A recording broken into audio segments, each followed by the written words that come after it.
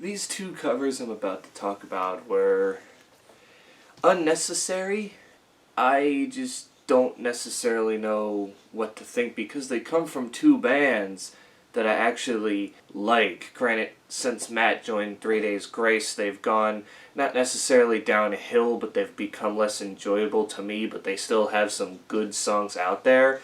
But I prefer Adam over Matt. And Korn, it's not like they've gone out and done a crazy cover before. I mean, everybody remembers Word Up off of the Greatest Hits Volume 1 that kind of caught people off guard. And since that, they've always been talking about making a covers album, just kind of, silly little covers, having fun, not meant to be taken seriously. And something like that, I can understand. I'm going to talk about the Korn cover first. So they recently covered Charlie Daniels' The Devil Went Down to Georgia. Now, Primus did this years back, and obviously Primus can fit that type of sound while mixing their own tinge to it. With Korn, first of all, this song features Yellow Wolf, which to me was just completely unnecessary. But I get it's a cover, but this still does not sound like Korn. Like, if you were to tell me that that was Korn covering that song, I would have said you're wrong. Because the whole point of covers, and what makes a good cover to me, is that you're able to keep it kind of the same as the original, but put your own little twist on it, and that's what makes a great cover song.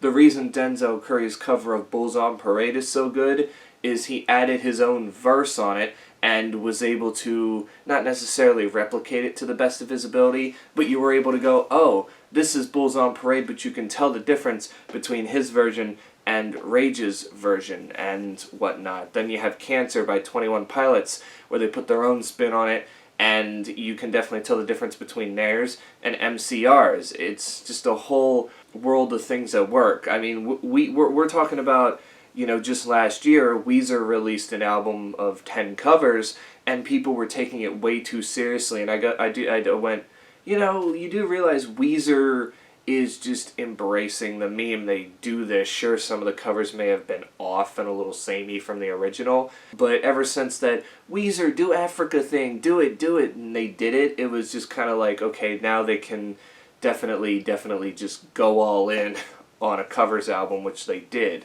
Korn's just, I don't know, you don't really have anything that would scream Korn to you. I mean, Jonathan Davis is just trying to replicate Charlie Daniels' vocals to the best of his ability, as is Yellow Wolf. He doesn't even rap, which is, obvious, because there's no rapping in the Charlie Daniels song, but you could have added it if you wanted to, and it really does nothing for the song. I mean, I guess I could say that they did the chorus very well, but that's necessarily really all I really have to say positively about this thing. If I had to rate it, it would be like smack dab in the middle, 2.5 out of 5. Like, it's not good and whatnot, and I see the point in it because it's for a good cause. All the profit they're making off of this song, I believe, goes to some foundation that has to do with like Charlie Daniels and whatever, and you know what, good, that's fine, but you could have at least gave some effort to make it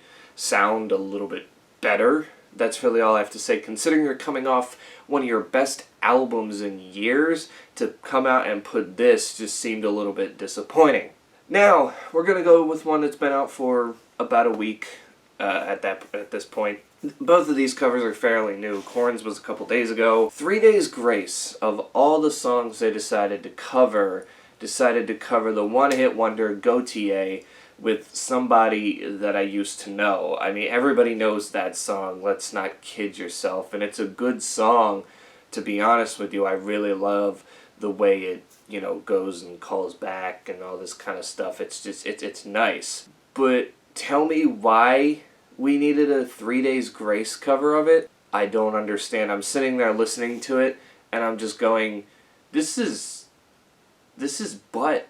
Like, this is not even remotely good. Like, I just didn't understand. It just felt like Matt came to him and was like, hey, I want to cover Gautier. We got to cover the big song. And the band was like, I don't know. And he's like, well, I'll tell you what. We cover it, we're gonna get a paycheck because that song was like this big, and people will still go and listen to it, so people will tune into ours. And Matt, that's not necessarily how things work. You know, like I said, you gotta try to work, you gotta try to do it right, and it just seems so half-assed by Matt and 3 Days Grace. I mean, he didn't even get a female vocalist. You know, it's Gautier featuring Kimbra, but you didn't even get a female to do Kimbra's parts. I felt like that's the missing part. It's a call and response song, and yet you're missing the most important part, and you're just trying to, I don't know, do the voices yourself, and that just doesn't work at this sense.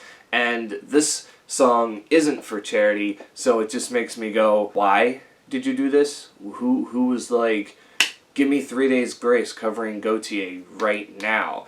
And it's not that these were weird covers either. I've seen weird covers work before, but that's because the artist put effort into it and they made it sound like their own song while also paying homage to the old song as well, the regular version of the song. These ones, like I said, Korn's gets a little bit of a pass because they're, you know, making charity money off of it. But that still doesn't exclude the fact that it's bad. With this one, with 3 Days Grace, this is just god-awful. I don't understand why we needed this. It's like everybody's trying to just do covers while they're in quarantine. It's like, write new material. Get shit out there. As much as I love hearing covers, I don't want to hear covers over and over and over again. You know, this isn't like the Billy Joe Armstrong thing where he's going off and doing covers every week just to, you know, get us through, I guess. And some of his covers haven't been great, but he's had some great ones out, and he's putting an effort into it. And I'm not saying Korn and 3 Days Grace aren't, just the finished products didn't necessarily sound like they were, and I'm definitely one to expect better from both. And I don't know, I think I'm just more disappointed in 3 Days Grace because I'm like, man, like, why?